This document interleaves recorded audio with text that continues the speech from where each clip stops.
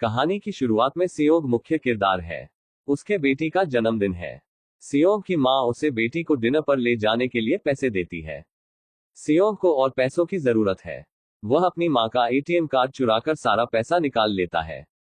वह ये पैसा हॉर्स रेसिंग पर लगाता है और 4 मिलियन वॉन जीतता है। अब सियोग एक कंपनी से कर्ज लेता है। यही वजह है कि कुछ लोग उसके पीछे पड़ जाते हैं। वे उसे अगवा करके बुरी तरह पीटते हैं। जब सियोग अपनी जेब में पैसे चेक करता है तो पाता है कि पैसे गायब है। ये वही पैसा था जो उसने हॉर्स रेसिंग में जीता था। फिर उसे याद आता है कि जब वह भाग रहा था तो एक लड़की से टकराया था जिसने उसकी जेब काट ली थी। सियोग गरीब है और उसे 1 महीने का समय दिया गया है ताकि वह उनका पैसा लौटा सके। सियोग फिर से पैसे जमा करता है और अपने बेटी को खाने पर ले जाता है। खाने के बाद वह ट्रेन स्टेशन की ओर दौड़ता है, लेकिन अफसोस वह ट्रेन पकड़ने से चूक जाता है। जब वह स्टेशन पर बैठा ट्रेन का इंतजार कर रहा होता है, एक अजनबी उसके पास आता है। सियोग उसे नहीं जानता। वह रहस्यमय आदमी सियोग से कहता है, मैं तुम्हारे साथ एक खेल खेलना चाहता हूँ। अगर तुम ये खेल जीत गए तो मैं तुम्हें 1 लाख वॉन दूंगा। पैसे की बात सुनकर सियोग तैयार हो जाता है। वह बहुत पिटाई सहने के बाद भी खेल जीत जाता है। इसका मतलब है कि उसे 1 लाख वॉन मिलते हैं। अजनबी उसे एक कार्ड देते हुए कहता है, अगर तुम्हें और पैसे कमाने हैं तो इस नंबर पर कॉल करो। घर लौटने पर सियोग की मां कहती है, तुम्हारी बेटी अगले साल अपने सौतेले पिता के साथ अमेरिका जा रही है। यहाँ ये पता चलता है कि सियोग का तलाक हो चुका है और उसकी पत्नी ने दूसरी शादी कर ली है। सियोग नहीं चाहता कि उसकी बेटी उससे दूर जाए। वह अपनी बेटी की कस्टडी पाने के लिए बहुत सारे पैसे कमाना चाहता है। इसलिए वह उस कार्ड पर दिए गए नंबर पर कॉल करता है। सियोग को एक कार में ले जाया जाता है जहां और भी लोग हैं। वे सभी बेहोश कर दिए जाते हैं और जब होश में आते हैं तो पाते हैं कि वे 456 अन्य लोगों के साथ एक जगह पर हैं।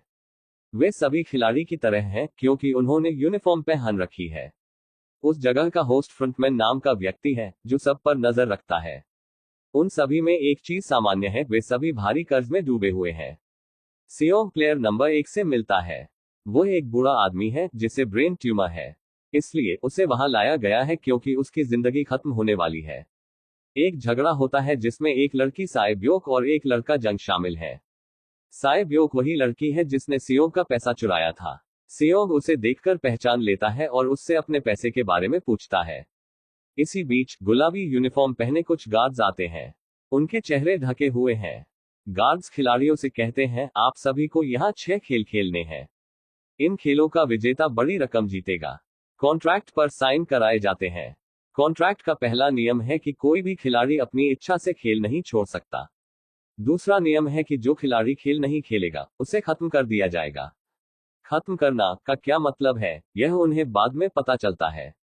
तीसरा नियम है कि अगर खिलाड़ियों का बहुमत खेल छोड़ना चाहे तो वे छोड़ सकते हैं। इसके बाद उन्हें खेल खेलने के लिए ले जाया गया। वहां सियोग अपने बचपन और स्कूल के दोस्त संगवू से मिलता है। सियोग उसे देखकर चौंक जाता है क्योंकि संगवू देश से बाहर बिजनेस के लिए गया हुआ था। पहले खेल में एक बड़ी गुड़िया गाना गाती है। जब गुड़िया गाना गाएगी खिलाड़ियों को आगे बढ़ना है। जब गाना बंद होगा उन्हें रुक जाना है। जो हिलेगा उसे खत्म कर दिया जाएगा।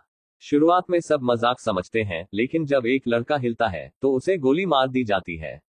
अब खत्म करने का मतलब सबको समझ आ जाता है। ये देखते ही सभी खिलाड़ी घबरा गए और डर से पैनिक करने लगे। उन्हें यह एहसास हुआ कि वे असली खतरे में हैं। डर और घबराहट में वे इधर उधर भागने लगे। लेकिन खेल के नियम के अनुसार जो भी हिलेगा उसे खत्म कर दिया जाएगा। किसी तरह बचे हुए खिलाड़ियों ने ये खेल पूरा किया। जो खिलाड़ी मारे गए उनकी लाशों को हटा दिया गया। कुल 456 खिलाड़ियों में से अब केवल 255 खिलाड़ी बचे थे। सभी खिलाड़ी डर जाते हैं और अब कोई खेल में भाग नहीं लेना चाहता। लेकिन तीसरा नियम कहता है कि अगर बहुमत चाहे तो वे खेल छोड़ सकते हैं। फ्रंटमैन वोटिंग प्रक्रिया शुरू करता है। इससे पहले खिलाड़ियों को वह इनामी राशि दिखाई जाती है जो विजेता को मिलेगी। अगर वे खेल छोड़ देते हैं तो ये पैसा मृत खिलाड़ियों के परिवारों को दिया जाएगा। इनामी राशि 45 बिलियन वॉन है। वोटिंग होती है और बहुमत खेल छोड़ने का फैसला करता है। खेल वहीं रुक जाता है। वे सब अपने अपने घर वापस भेज दिए जाते हैं। अगले दिन सियोग पुलिस को सब कुछ बताने जाता है, लेकिन पुलिस उसे पागल समझती है। जब सियोग उन्हें कार्ड दिखाता है तो नंबर गलत पाया जाता है। सियोग अपने घर लौटता है लेकिन वहां उसकी मां नहीं होती। वह अपने सहपाठी संगवू से मिलता है। संग वू बताता है कि वह 6 बिलियन वॉन के कर्ज में है। उसने क्लाइंट्स का पैसा स्टॉक में लगाया था, लेकिन वह सारा पैसा डूब गया। उसी दिन सियोग को अस्पताल से फोन आता है। डॉक्टर उसे बताते हैं कि उसकी मां के पैर में चोट है और उसकी हालत डायबिटीज के कारण खराब हो गई है। डॉक्टर कहते हैं कि इलाज के लिए उसके पैर को काटना होगा और इसके लिए बहुत पैसे चाहिए। लेकिन सियोग के पास पैसे नहीं है। उसने अपनी मां के इंश्योरेंस का पैसा भी खत्म कर दिया है। पैसों की जरूरत के कारण सियोग अपनी पूर्व पत्नी के पास जाता है, लेकिन उसकी पत्नी पैसे देने से मना कर देती है। उसकी पत्नी का पति उसे पैसे देकर कहता है, मेरे परिवार से दूर रहो। यह सुनकर सियोग गुस्से में उसे मारने लगता है। इस दौरान उसकी बेटी वहां आ जाती है और यह सब देखती है। इसी बीच संग वू का दोस्त अपने बॉस से पैसे मांगता है। बॉस पैसे देने से मना कर देता है और दोनों के बीच झगड़ा होता है। लड़ाई में बॉस का हाथ मशीन से घायल हो जाता है। इस मौके का फायदा उठाकर संग वू का दोस्त पैसे लेकर भाग जाता है। वह अपनी पत्नी को पहली फ्लाइट से जाने के लिए कहता है। दूसरी ओर साय ब्योक मेंटर्स एक एजेंट से मिलती है। वह अपनी मां को उत्तर कोरिया से दक्षिण कोरिया लाने की कोशिश कर रही है। साय ब्योक ने पहले सियोग का पैसा चुराया था, अब उसे अपनी मां को लाने के लिए पैसे चाहिए। साय ब्योक का एक छोटा भाई भी है, जिसे उसने वादा किया था कि वह उनकी मां को वापस लाएगी। इसी समय एक पुलिस अधिकारी को पता चलता है कि उसका भाई गायब है। वह अपने भाई के घर जाता है और वहां उसे वही कार्ड मिलता है जैसा उसने पुलिस स्टेशन में सियोग के पास देखा था। वह सियोग से इस बारे में पूछता है, लेकिन सियोग जवाब देने से इनकार कर देता है। सियोग जब घर लौटता है तो उसे फिर वही कार्ड मिलता है। वह फैसला करता है कि वह खेल में दोबारा शामिल होगा। सभी खिलाड़ियों को एक जहाज के पास लाया जाता है। इस बार वह पुलिस अधिकारी भी उन गाड़ियों का पीछा करता है। वह एक गार्ड को मारकर उसकी जगह ले लेता है और पानी में उसकी लाश फेंक देता है। खिलाड़ियों को एक द्वीप पर ले जाया जाता है। उन्हें नहीं पता कि अगला खेल क्या है और उसे कैसे खेलना है। इस बार वे टीमें बनाते हैं। साय ब्योक और उसकी महिला दोस्त रात में बाथरूम जाती है और गार्ड्स से बचते हुए सुविधा का मुआयना करती है। साय ब्योक देखती है कि गार्ड्स बड़े बड़े बर्तनों में कुछ पका रहे हैं। जब गार्ड्स को शक होता है, एक गार्ड बाथरूम चेक करने आता है, लेकिन तब तक साय ब्योक वापस लौट आती है। वह अपनी दोस्त को सब कुछ बताती है, लेकिन संग वू उनकी बात सुन लेता है।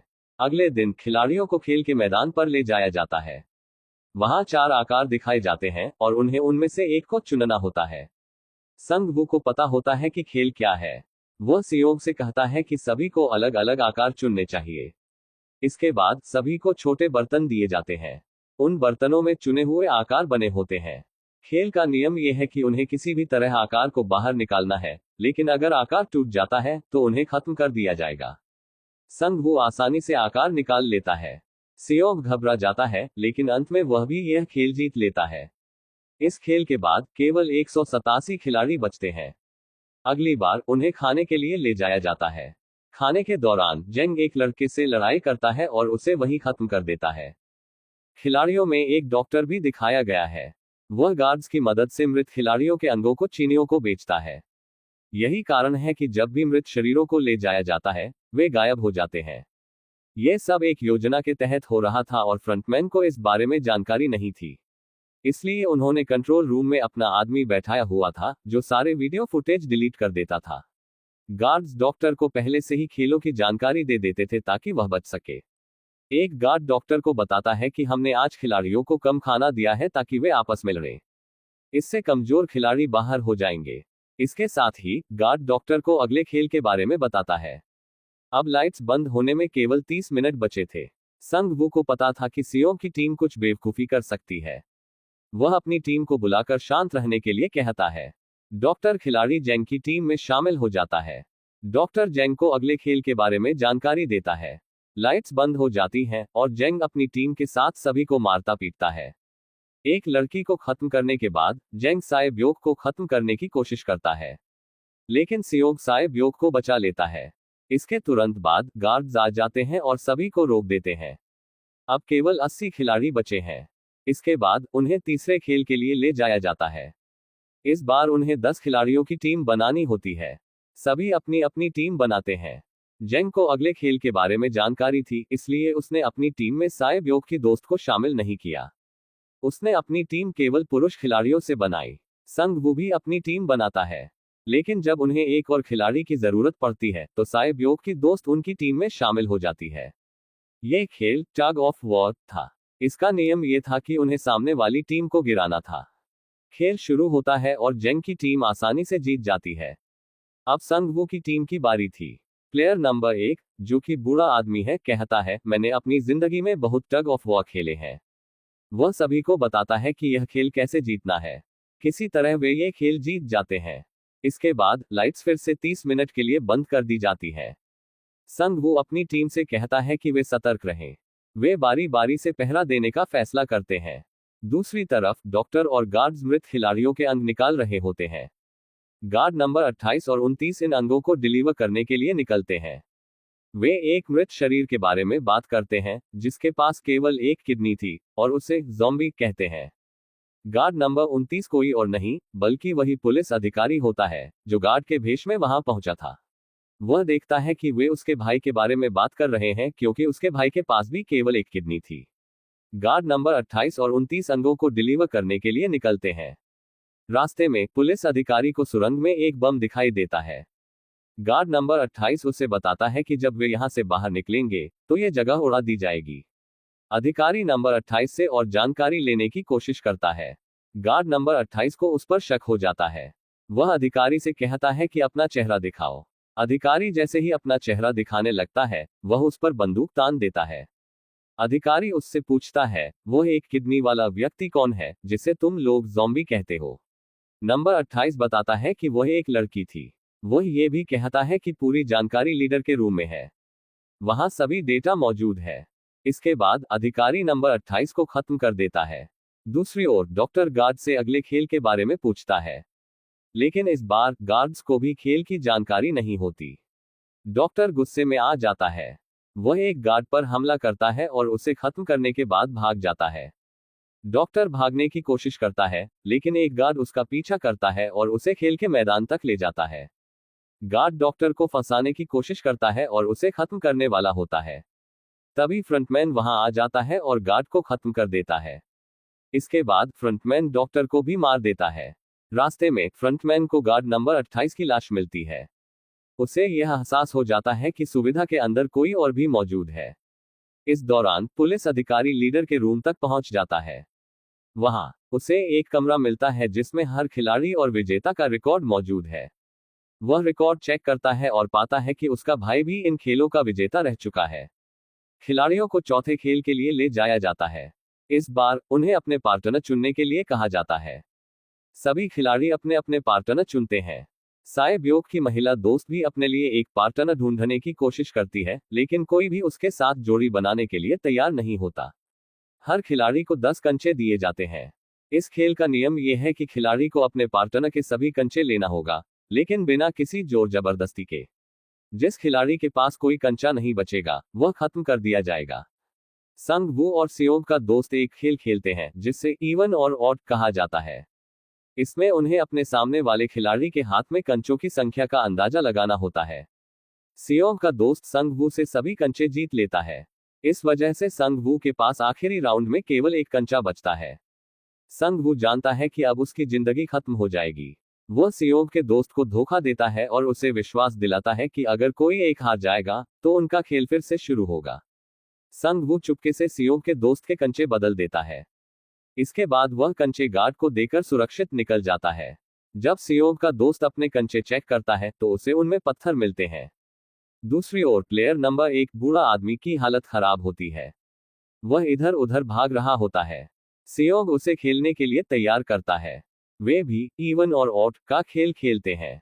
बूढ़ा आदमी सियोग के सभी कंचे जीत लेता है। आखिरी राउंड में बूढ़ा आदमी भूल जाता है कि उसने क्या चुना था।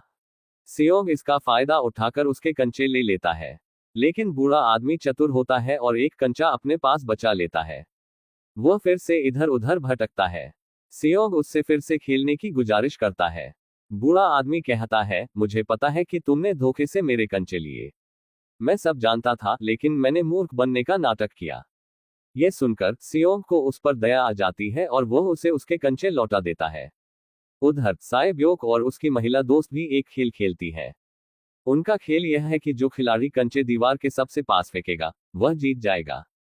पहले साए ब्योक अपने कंचे फेंकती है। जब उसकी दोस्त की बारी आती है तो वह अपने सभी कंचे फेंक देती है।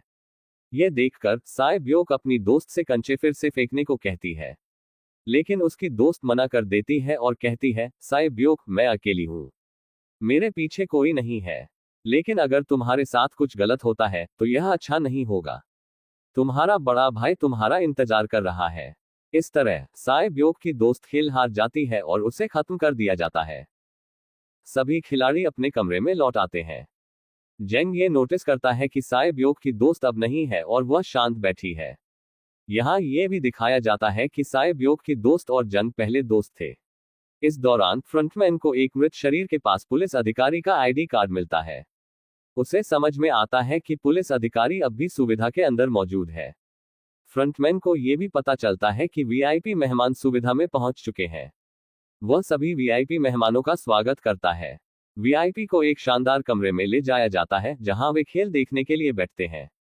फ्रंटमैन एक अन्य व्यक्ति से बात करता है जो इस पूरी योजना का मुख्य किरदार है। अगले दिन खिलाड़ियों को 5वें खेल के लिए लाया जाता है। खेल शुरू होने से पहले खिलाड़ियों से 1 से 16 तक की संख्या चुनने के लिए कहा जाता है। यह उनकी बारी निर्धारित करेगा। अंत में 1 और 16 नंबर बच जाते हैं। सियोंग को समझ नहीं आता कि वह कौन सा नंबर चुने। अगर वह 1 नंबर लेगा तो वह पहले जाएगा और खेल को समझने का समय नहीं मिलेगा। अगर वह 16 नंबर लेगा तो यह संभव है कि उसका नंबर ही ना आए। तभी एक आदमी सियोंग के पास आता है और कहता है, मैं 1 नंबर लेना चाहता हूं, मैंने अपनी जिंदगी में कभी पहला नंबर नहीं चुना। सियोंग उसे 1 नंबर लेने देता है और खुद 16 नंबर लेता है। इसके बाद सभी खिलाड़ियों को एक खेल के मैदान में ले जाया जाता है। खेल का नियम यह था कि उन्हें एक पुल को पार करना है। पुल पर 2 तरह के शीशे लगे होते हैं, एक साधारण शीशा जो वजन नहीं झेल सकता और दूसरा टेम्पर्ड शीशा जो वजन झेल सकता है। अगर खिलाड़ी साधारण शीशे पर पैर रखता है तो वह टूट जाएगा और खिलाड़ी नीचे गिरकर खत्म हो जाएगा। खेल शुरू होता है और खिलाड़ी एक एक कर आगे बढ़ते हैं। जेंग सबसे आगे होता है लेकिन वह आगे बढ़ने से डरता है। खिलाड़ियों के पास केवल एक ही विकल्प होता है, या तो आगे बढ़ें या वहीं मर जाएं। तभी जाइंग की एक दोस्त जो उसे पहले तंग करता था सामने आती है। वो कहती है, तुमने मुझे धोखा दिया था, याद है? और मैंने कहा था कि मैं तुम्हें खत्म कर दूंगी। वह जाइंग को पकड़ लेती है और उसके साथ कूद जाती है। दोनों खत्म हो जाते हैं।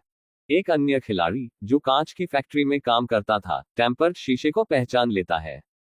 वह सभी को बचाने की कोशिश करता है, लेकिन फ्रंटमैन ये देख लेता है और लाइट्स बंद करवा देता है ताकि कोई भी कांच को पहचान न सके। अंत में संग वू उस खिलाड़ी को धक्का देकर गिरा देता है ताकि वह खुद बच सके। किसी तरह सियोंग, संग वू और साए ब्योक पुल पार कर लेते हैं, लेकिन जब वे अंतिम कांच पर पहुंचते हैं तो वह टूट जाता है। टूटे हुए कांच के टुकड़े साए ब्योक को चोट पहुंचाते हैं और वह बुरी तरह घायल हो जाती है। दूसरी ओर पुलिस ऑफिसर ने एक वेटर की जगह ले ली थी। उसे खत्म करने के बाद एक वीआईपी को उस ऑफिसर पर शक हो जाता है। वह उससे कहता है, अपना मास्क हटाओ।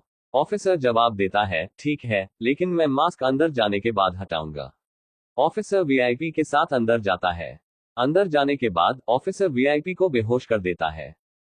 फ्रंटमैन को इस बात की भनक लग जाती है। वह ऑफिसर का पीछा करता है और उसे देख लेता है। अधिकारी किसी तरह वहां से भागकर एक आइलैंड पर पहुंच जाता है। फ्रंटमैन भी उसका पीछा करते हुए आइलैंड पहुंचता है। ऑफिसर अपने सीनियर अधिकारियों को कॉल करने की कोशिश करता है, लेकिन कॉल डिस्कनेक्ट हो जाता है। ऑफिसर उन्हें सभी सबूत भेजता है, लेकिन नेटवर्क न होने की वजह से मैसेज नहीं पहुंच पाता।